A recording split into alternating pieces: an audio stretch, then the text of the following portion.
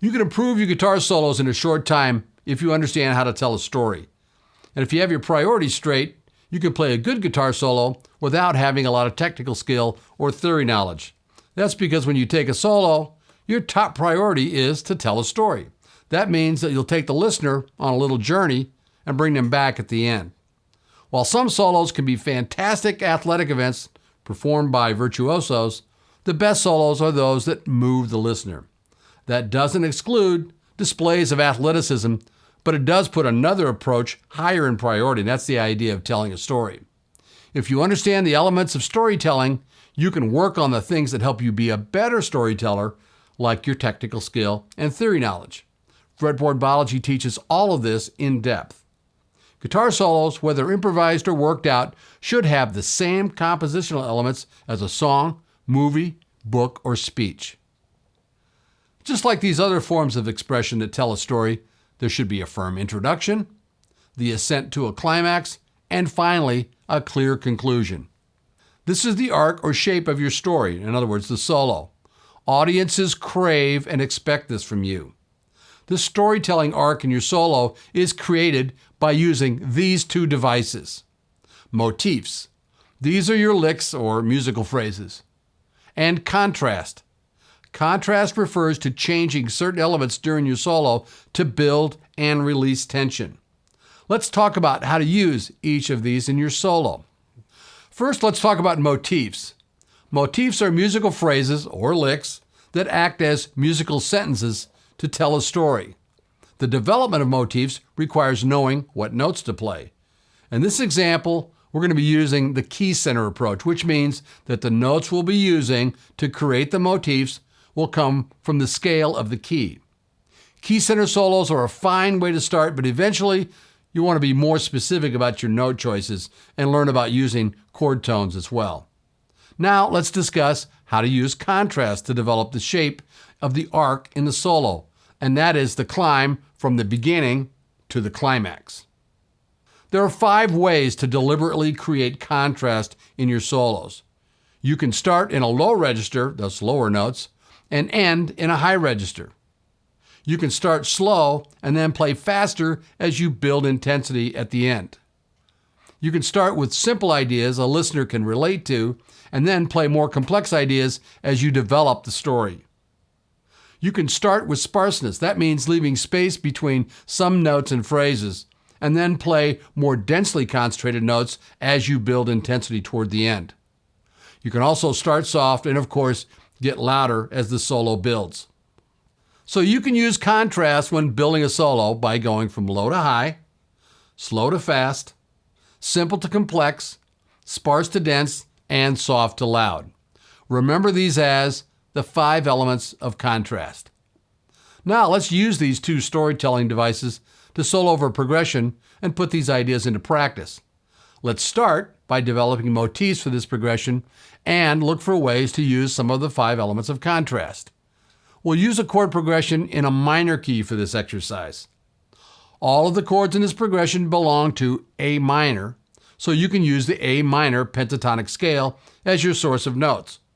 We'll keep it simple so we can focus on the task at hand, which is playing motifs and using the 5 elements of contrast. The progression is A minor for 2 bars, F for 1 bar, and G for 1 bar. This is a 4-bar phrase, and we'll play this progression 4 times.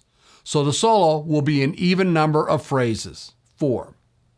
Think of the 4-bar phrases like 4 quarters to a game. We want the solo to climax in the 4th quarter, so we'll use the elements of contrast to accomplish that. In a minute, I'll demonstrate how to do this soloing exercise. I'll use the key center approach, that is, just using notes from the key. And I'll make it even simpler by using only the A minor pentatonic scale in 5th position. I'll use simple motifs and the elements of contrast to tell a story. The solo will be a finite length and an even number of phrases. I'll play 4 times through the progression. In a short solo like this, it's hard to incorporate all 5 elements of contrast, but I'll use a couple or 3. The first time through the 4-bar progression, which we can call the first quarter, I'll play a simple idea using notes in the lower part of the pattern.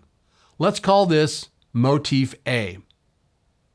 And the second time through the 4-bar progression, the second quarter, I'll repeat the same motif, still with lots of space around it, and again, using notes lower in the pattern. Like in a speech, it's always good to reiterate your first comment.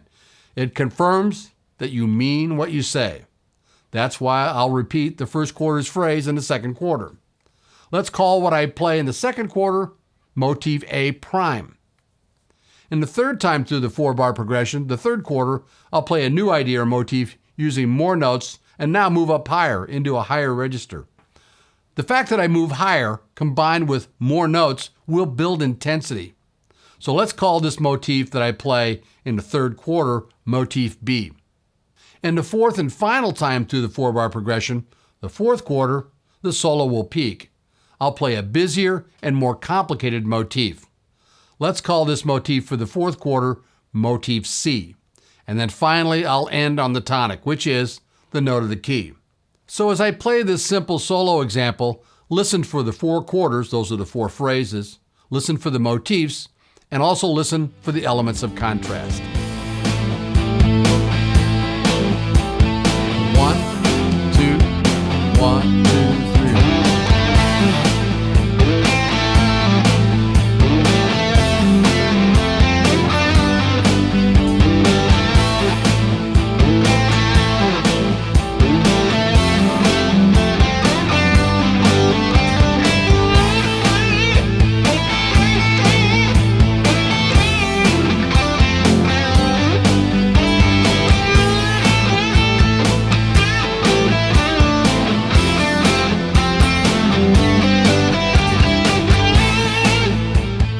Now you try. Work on this soloing exercise using the -1 audio track provided. Use the key center approach, just using notes from the key, and make it even simpler by using only minor pentatonic. Use simple motifs and the elements of contrast to tell a story. It's hard to incorporate all 5 elements of contrast in a solo that's this short, but use a couple or 3. Follow the steps spelled out below to get the most from the exercise. Solo through the progression 4 times, and the first time through the 4-bar progression, the first quarter, play a simple idea or motif using notes in a lower register. Don't play a constant stream of notes. Leave space around the phrases as you would when speaking. Your motif is a musical sentence in a paragraph, and the entire solo will be the paragraph made up of these musical sentences. And the second time through the 4-bar progression, the second quarter, repeat the same motif or close to it, still with lots of space around it and in a lower register. It's always good to reiterate your first comment. It confirms that you mean what you're saying, and it gets the attention of your audience. At the end of the second quarter, you're halfway through the solo. Always know where you are. Remember, we're limiting our solo to 4 times through this 4-bar progression.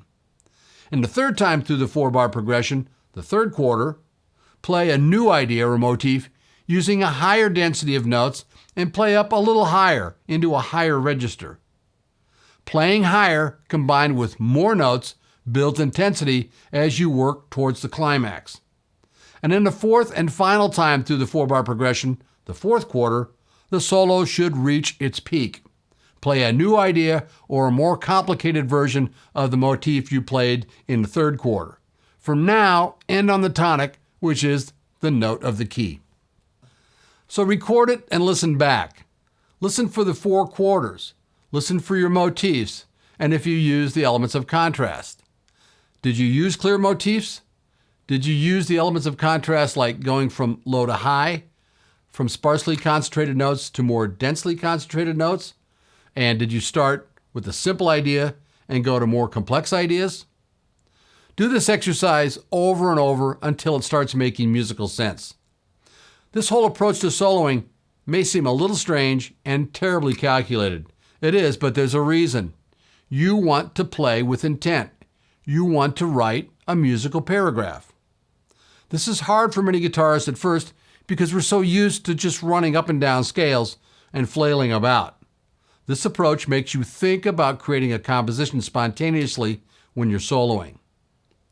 Despite the promises you may hear on the internet, there is no shortcut to becoming a great player. It just takes time and consistent practice. Fretboard Biology is the most complete and organized system of learning for guitar available online. You'll learn the same kind of curriculum that I taught to thousands of students at some of the top guitar schools in the world. I hope you decide to give the program a try.